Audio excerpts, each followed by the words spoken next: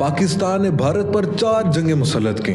پاکستان بھارت بالخصوص کشمیر میں دہشت گرد بھیجتا ہے۔ بھارت بڑا ہے، پاکستان چھوٹا ہے۔ بھارت اچھا ہے، پاکستان برا ہے۔ ہندوستانی سینما کے یہ موضوعات، جنہیں عام طور پر ہالی ووڈ کے تقلید میں بالی ووڈ کے نام سے جانا جاتا ہے، 1947 سے برقرار ہیں۔ شاہ رخ خان کی فلم جوان اور سدھارتھ آنند کی فلم فائٹر، جس میں رتک روشن، دیپیکا پادوکون اور انیل کپور نے مرکزی کردار ادا کیے ہیں، نے پاکستان پر توجہ مرکوز کرتے ہوئے ہندوستانی سینما کی روایت کو برقرار رکھا ہے۔ ہندوستان فلم ساز جو بظاہر اپنے ہالی ووڈ کے بڑے بھائیوں سے متاثر ہیں، جنہوں نے امریکہ کی خارجہ پالیسی کے مطابق متعدد ایکشن فلمز تیار کی ہیں، اس رجحان کو مستقل طور پر برقرار رکھے ہوئے ہیں۔ مثال کے طور پر James Bond series, Rambo series اور مشن امپاسبل سیریز میں روس، چین، ویتنام، ایران، عراق اور میکسیکو جیسے حریف ممالک کے کرداروں کو ویلن کے طور پر دکھایا گیا ہے۔ ہالی ووڈ سے متاثر ہندوستانی سینما میں یہ رجحان تقسیم ہند کے بعد سے جاری ہے، تاہم اس بیانیے میں پاکستان واحد ہدف نہیں ہے۔ 1962 کی بھارت چین جنگ سے کچھ پہلے دیوانند کی فلم ہم دونوں 1961 میں ریلیز ہوئی تھی۔ فلم کی کہانی 2 ہم شکل بھائیوں کے گرد گھومتی ہے۔ دونوں فوجی افسران ہیں جو چین اور بھارت کی سرحد پر جنگ شروع ہونے سے پہلے تعینات تھے۔ بڑا بھائی لڑائی میں مارا جاتا ہے اور بیوہ کو خبر پہنچانے کے لیے چھوٹا بھائی غیر یقینی حالات میں گھر آتا ہے۔ اس کے 2 سال بعد 1963 میں دیوانند نے تقسیم ہند کے موضوع پر تیرے گھر کے سامنے بنائی۔ اس میں مرکزی کردار ایک آرکیٹیکٹ کو اپنے اور اپنی محبوبہ کے باپ ایک دوسرے کے سامنے 2 ایک جیسے گھر تعمیر کرنے کا کام سونپتے ہیں۔ دونوں باپ محبت اور نفرت کا رشتہ رکھتے ہیں۔ وہ ایک دوسرے سے نفرت کرتے ہیں لیکن الگ نہیں رہ سکتے۔ یہ علامتی طور پر بھارت اور پاکستان کے درمیان تعلقات کی عکاسی ہے۔ 2 ہمسایہ ممالک ایک ہی ماں بھارت سے پیدا ہوئے لیکن ایک دوسرے کے دشمن بن گئے۔ تاہم 1965 اور 1971 میں ہندوستان اور پاکستان کے درمیان جنگوں کے بعد اس معاملے میں نرم نقطہ نظر یکسر بدل گیا۔ راجیش کھنہ کی سپر ہٹ فلم آرادھنا میں ایک شدید رومانس کے پس منظر میں جنگ چھڑ جاتی ہے۔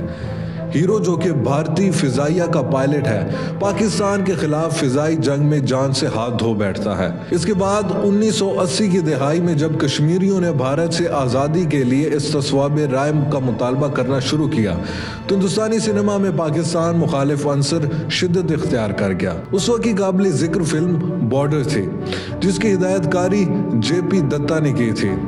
سنی دیول اور جیکی شروف کی فلم بارڈر میں 1971 کی جنگ کے دوران راجستھان کے محاذ پر ہندوستان اور پاکستان کے درمیان زمینی جنگ کو دکھایا گیا ہے۔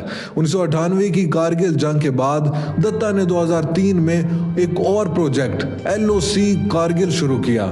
اس کے بعد کشمیر کی تحریک آزادی اور کارگل جنگ کے موضوع پر متعدد فلمیں تیار کی گئیں، جن میں سے اکثر میں سنی دیول نے مرکزی کردار ادا کیا۔ IMDb نے بھارتی فلم سازوں کی تیار کردہ 35 ایسی فلموں کی فہرست تیار کی ہے جو مختلف موضوعات کے ساتھ پاکستان کو نشانہ بناتی ہیں۔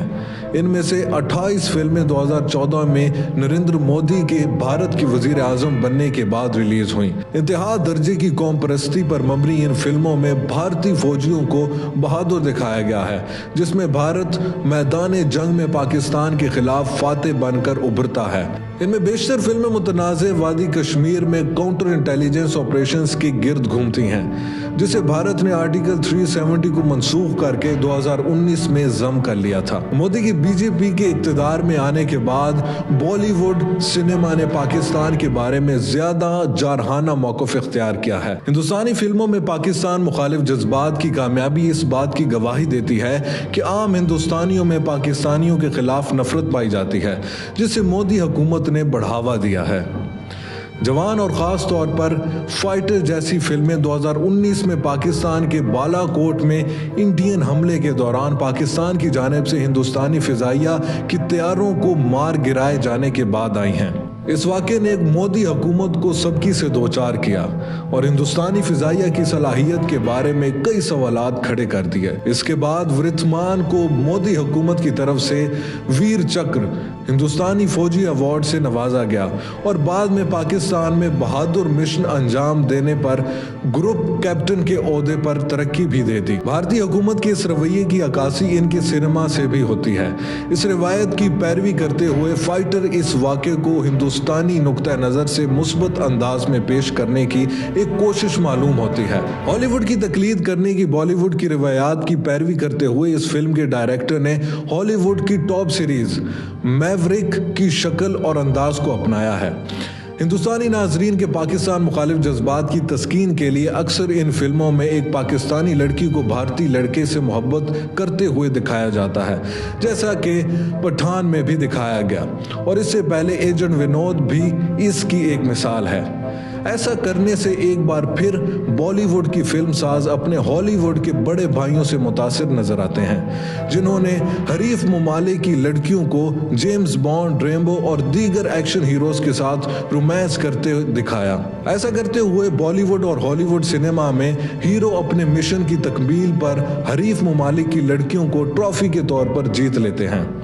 दूसरे लफ्जों में कुरून वस्ता की रिवायत में दुश्मन की औरतों को माल गनीमत के तौर पर दिखाया गया है। ताहम ये हैरत की बात है क्योंकि खवातीन की इस तरह की तस्वीर कशी के खिलाफ कोई लिबरल या फेमिनिस्ट आवाज नहीं सुनी गई। किसी को इस हकीकत को नजरअंदाज नहीं करना चाहिए कि बॉलीवुड और हॉलीवुड दो बुनियादी तौर पर कमर्शियल सिनेमा हैं। इनके प्रोड्यूसर्स ऐसे मवाद तैयार किया करते हैं जो मार्केट की डिमांड के मुताबिक हैं। लिहाजा बॉलीवुड इंडस्ट्री के बड़े इदारों की जानिब से तैयार की जाने वाली पाकिस्तान मुखालिफ फिल्मों की अक्सरियत से ये अंदाज़ा लगाया जा सकता है कि ये मौजू इंडियन सिनेमा की शेल्फ पर सबसे ज़्यादा फरोख्त होने वाली चीज़ है। सिनेमा मुआशरे की तश्कील करता है या सिर्फ इसकी अक्कासी करता है? इस बहस के बारे में सिनेमा स्कॉलर्स और मुहक्किकीन इसकी तस्वीर कशी की बुनियाद पर अपने नताइज अखज़ करने के लिए आज़ाद हैं।